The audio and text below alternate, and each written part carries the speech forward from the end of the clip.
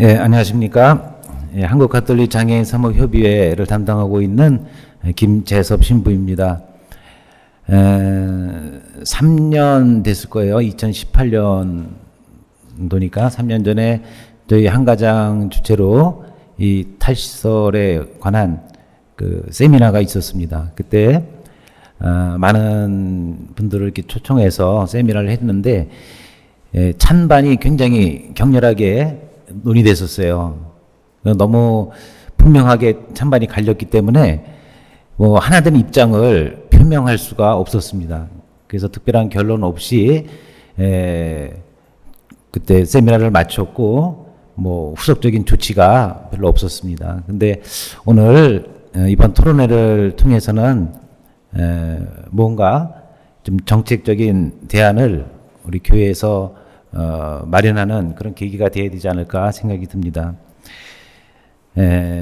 먼저 표를 좀 보시겠습니다. 전국에 우리나라 등록 장애인 수는 263만 명 정도 됩니다. 물론 등록을 기피해서 등록을 하지 않은 장애인들도 꽤 많을 거라 생각이 듭니다. 뭐 이들 중에서도 특히 발달 장애인 수는 49만 8천 명, 약 50만 명이 되는 거죠. 여기는 발달 장애인은 이제 지적, 또 뇌병변, 자폐성 장애를 이렇게 포함을 합니다. 근데 이 중에서도 심한 장애를 겪고 있는 장애인들이 39만 8천 명 정도고 심하지 않은 장애를 겪고 있는 분들이 9만 9천 명. 그 전체 등록 장애인 수를 본다면은 발달 장애인의 수는 19%에 지나지 않지만 그 중에 중증 즉 심한 장애 비율이 80%로 상당히 높게 나타납니다. 다음 표는요. 지금 전국에 시설에 거주하고 있는 장애인들의 현황입니다.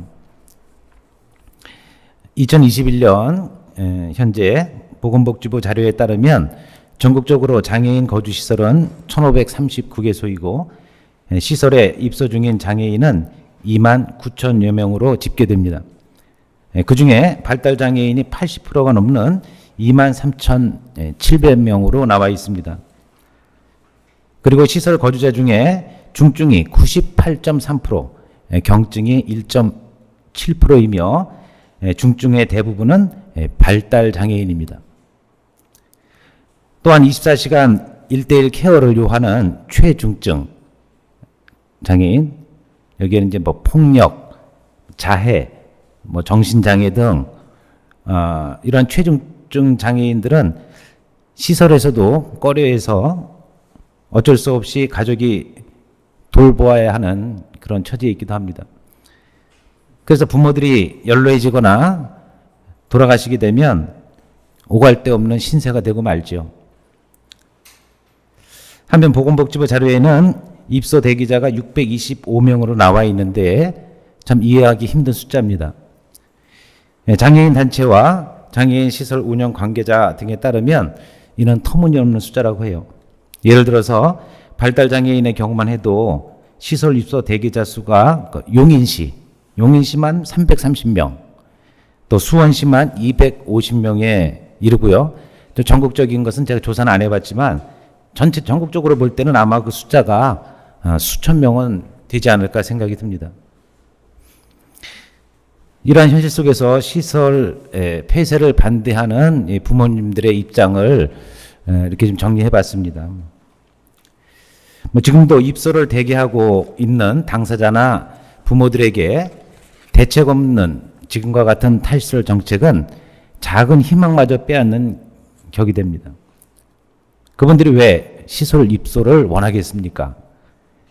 정부의 탈시설 정책이 정말 올바르고 가능성 있는 것이라면 시설에 입소해 있는 이들을 현재 시설에 입소해 있는 이들을 퇴소시켜서 탈시설화할 것이 아니라 먼저 지금 입소를 대기하고 있는 이들이나 또 재가에서 생활하고 있는 이들부터 그 대책을 마련해서 그들이 시설에 대한 미련을 갖지 않고 사회 속에서 세상과 더불어 살아갈 수 있도록 해야 할 것입니다. 또한 시설을 인권 유린의 장소로 보는 것은 지극히 잘못된 편견입니다. 물론 과거 일부 시설에서 인권 유린이 있었던 것은 사실입니다.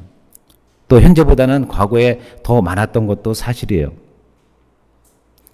지금도 극소수지만 직원들에 의해서 인권을 침해당하는 일도 있습니다. 그러나 대부분의 시설들은 장애인 인권에 대한 긴장감을 가지고 있고 또 다양한 형태의 생활 프로그램으로 개인 서비스를 제공하고 있으며 또 여러 가지 교육과 훈련으로 사회 통합과 더 나아가서는 자립할 수 있는 기반도 마련해주고 있습니다. 그렇다면 과연 누구를 위한 탈시설인지 뒤집어 봐야 할 것입니다.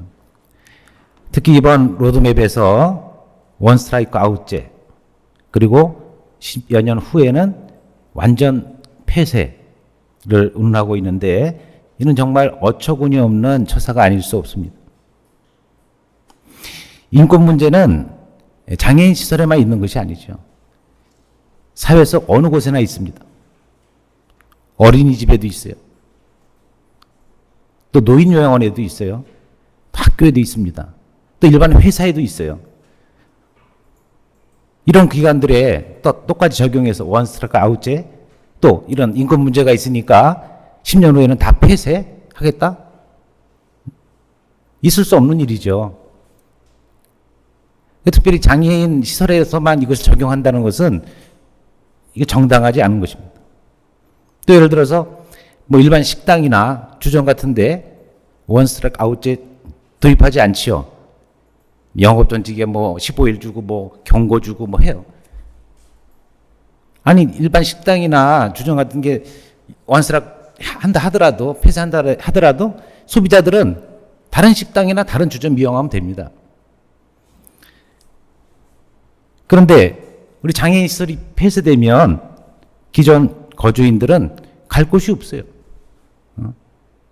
우리나라가 뭐 시설이 많아서 정말 골라서 갈 수 있고 언제나 갈 수 있는 그런 환경이 아니기 때문에 만약에 시설이 폐쇄가 된다면은 그곳에 기존에 살고 있는 거주인들은 부모가 있으면 부모 곁으로 가겠죠. 또 어떻게 하든지 뭐 다른 시설로 갈 수 있으면 갈 수가 있겠죠. 그 극소수입니다. 그리고 사회에서 정부에서 폐쇄는 시켰지만 책임은 안 져요. 그 다 누구의 몫이에요? 부모의 몫이 되고. 그 정부에서 책임지고 더 나은 시설이나 지역사회에서 돌볼 수 있도록 대책이 마련되어 있으면 몰라도 뭐 이러한 처사는 기존 거주인들의 인권과 또 거주권을 생각하지 않는 처사가 아닐 수 없습니다. 이처럼 시설 폐쇄를 반대하는 부모들은 대부분 뭐 중증의 자녀들을 두고 있고 또 고령화나 부재시 처하게 될 자녀들의 고통에 직면하는 현실적인 요구라고 할 수가 있겠습니다. 또 반대로 시설 폐쇄를 요구하는 부모님들의 입장도 있습니다. 뭐 2017년 잘 아시겠지만은 장애계에서는 3대 요구를 했어요. 특히 이제 시설 폐쇄를 요구하는 부모님들 입장인데 뭐 장애 등급제 폐지 이거는 2019년 7월에 이루어졌죠. 또 부양 의무제 폐지 뭐 제가 알기로는 2022년 뭐 예정으로 돼 있다고 합니다. 또 하나는 장애인 수용시설 완전 폐지 이 세 가지를 내걸었는데 또 요즘 이제 탈시설 로드맵 이 나오고 나서는 또 어떤 조건을 내세웠냐 하면은 이제 국가가 책임을 져라 하는 거예요. 국가 책임. 또 하나는 당사자 권한. 또 하나는 또 시설 폐쇄를 얘기합니다. 그 시설 폐쇄를 주장하는 부모들은 또 얼마 전 8월 20일 날 장애인 권리보장법 또 장애인 탈시설 지원법 이 양대 법안 출범식을 가졌다고 합니다. 당신의 자녀들을 시설에 두고 있지 않은 그들이 굳이 시설 폐쇄를 요구하는 이유는 무엇일까요? 시설이 아닌 가정과 사회에서 자녀를 돌보고 싶은 그들의 입장에서는 시설이 계속해서 존재한다면 재가에 대한 사회적, 재정적인 지원이 상대적으로 미약해서 결국에는 원하지 않아도 시설에 입소할 수밖에 없다고 생각하기 때문일 것입니다. 달리 말하면 시설 폐쇄로 인한 잉여 자금과 인력을 재가에 투입해야 제대로 된 지원이 이루어지고 또 부모들의 고령화와 사후에도 안심할 수 있다고 믿기 때문일 것입니다. 탈시설은 정말이지 한정된 정부 예산으로서는 엄두도 못 낼 일입니다. 따라서 시설은 그대로 두더라도 지역사회와 더불어 살아갈 수 있는 제도적 기반을 먼저 요구해야 하지 않나 싶습니다. 이러한 정책 전환 없이 무대책인 상황에서 시설 폐쇄를 주장하는 것은 현실성 없는 이상적 요구가 아닐 수 없습니다. 여러 시설에서 탈시설을 추진을 하고 있는데 저희 수도원에서 운영하고 있는 강릉 애지람의 예를 하나 들어보겠어요. 강릉 애지람은 경증 장애인 주거 시설입니다. 그 지적 장애인 거주 시설인데 이 내용을 이제 변화를 시켰어요. 이제 지적 장애인 사회 복귀 시설로 이렇게 전환을 하고 있는 중입니다. 이것은 장애인 복지법에 근거해서 애지람 공동체는 수년 전부터 사회 복귀 시설로의 전환을 꾀하고 있습니다. 이 시설의 모토는 사회 속으로예요. 그래서 모든 장애인은 지역사회 속에서 살아가야 하고 우리는 그들이 그 속에서 자기 결정권을 통하여 개성을 발휘하여 살아갈 수 있도록 지원을 다해야 한다. 이런 모토로 인해서 또 여러 자립홈을 운영하고 있습니다. 사회와 격리된 대규모 집단 거주 시설을 탈피해서 장애인들이 인간 존엄성에 바탕한 평등권과 시민권을 보장받을 수 있도록 시설의 소규모 가정화와 지역사회 중심의 일반 주택 거주 형태를 기반으로 하고 있습니다. 이 강릉 애지람의 그 성과가 있죠. 현재 입주자는 현원이 40명입니다. 이 중에서 현재 시설에 거주하고 있는 인원이 20명이고 또 입주자 취업과 자립홈에서 거주하는 이들이 20명입니다. 반반 이렇게 나눠져 있어요, 지금 현재. 그래서 현재 자립홈이 10호까지 마련된 상태고 두 분은 이미 이제 퇴소를 했어요. 완전 퇴소를 해서 자립하게 되었습니다.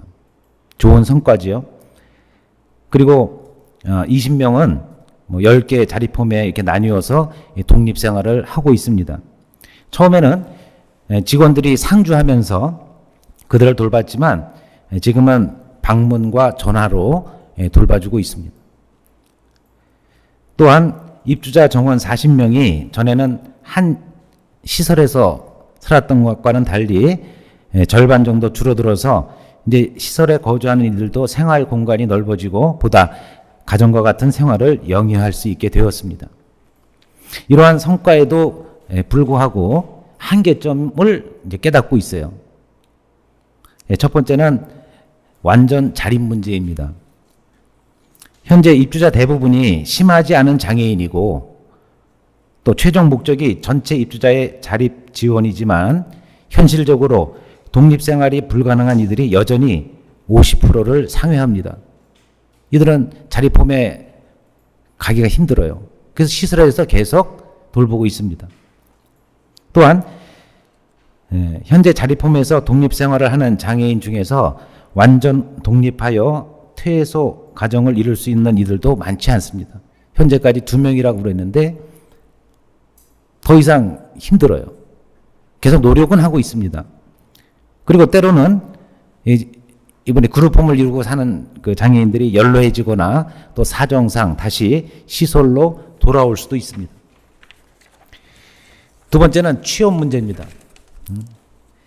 장애인들이 시설을 벗어나 독립생활을 한다고 해서 쉽게 취업할 수 있는 상황은 아닙니다. 또 직장에 취업했다고 해서 지속적으로 일할 수 있다는 보장도 없습니다. 그래서 이러한 점을 보완하기 위해서 에즈람 공동체에서는 지난 3월에 프란치스코의 재단의 도움으로 카페를 마련해서 장애인 6명의 일자리를 창출했습니다. 이러한 노력 없이 그냥 사회에서 일할 수 있도록 이렇게 받아주는 그런 기관들이 많지 않다는 것입니다. 또 도시와 지방의 차이도 크죠. 세 번째는 재정 문제라고 할 수 있겠습니다. 지금 현재 자립홈 10개를 운영하고 있다고 그랬는데 지금 시에서, 그러니까 정부에서죠, 지원받고 있는 곳은 한 곳뿐입니다. 10군데 중에. 그리고 5개는 본인 부담으로 임대주택을 마련했고 나머지 4곳은 재단 지원금이나 후원금 등으로 충당하고 있습니다. 네 번째는 지역사회에서의 인권 문제입니다.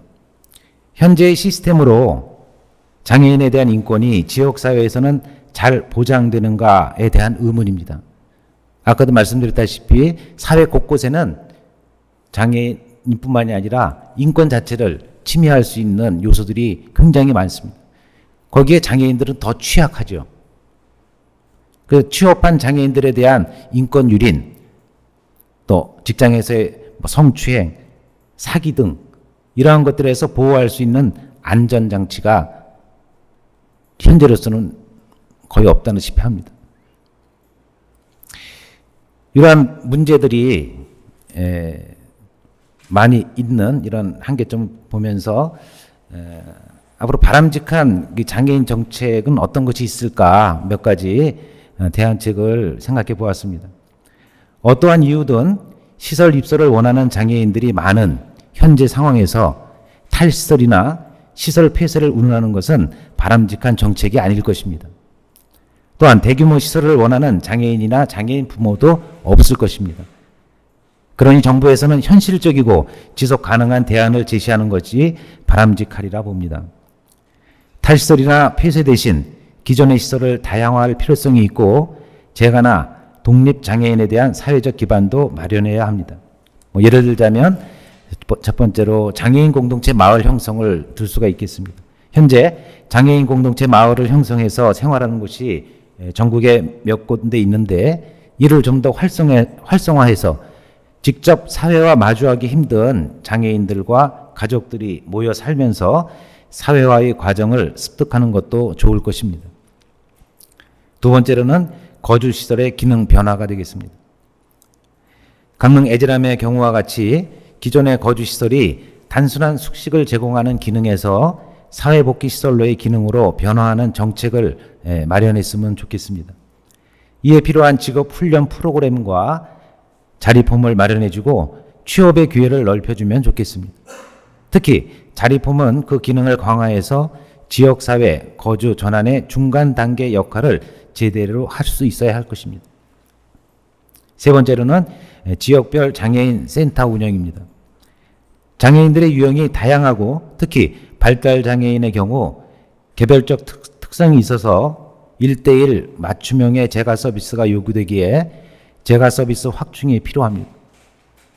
또한 일자리 알선과 또 보호와 관찰을 위한 제도적인 장치도 필요하기에 지역별 장애인 센터 운영과 이를 위한 충분한 직원 배치가 있어야 할 것입니다. 네 번째로는 장애인 유형별 전문 요양원을 마련했으면 하는 생각입니다. 사회로의 복귀가 어려운 최중증 장애인들을 위해서는 그들만을 위한 전문 요양원이 필요합니다. 노인복지에 있어서도 노인 거주시설과 노인 요양원을 분리 운영하는 것처럼 장애인들에게도 마찬가지입니다. 현재 장애인들이 중증화, 고령화되고 있는 상황에서 특히 시각, 또 청각, 그리고 발달 장애인은 일반 요양원에 융화되기가 어렵습니다. 따라서 유형별로 전문화된 시스템으로 운영하는 전문 요양원이 필요하다고 하겠습니다. 다섯 번째는 장애인 유형별 전문 병원도 설립할 필요성이 있습니다. 전문 요양원과 마찬가지 이유로 전문 병원 역시 필요합니다. 얼마 전 그 준증장애인 부모회와 김부겸 총리 면담에서 시설의 폐쇄 및 신규 설치 제한 등 극단적인 선택을 제외하도록 하고 탈시설화 반대 의견도 적극 수렴토록 하겠다는 총리의 답변을 들은 상황이니 좀 더 희망을 가져보면서 바람직한 정책에 대한 계속적인 의견 수렴과 또 정부 부처와의 대화와 건의가 원활하게 이루어졌으면 하는 바람을 가져봅니다. 감사합니다.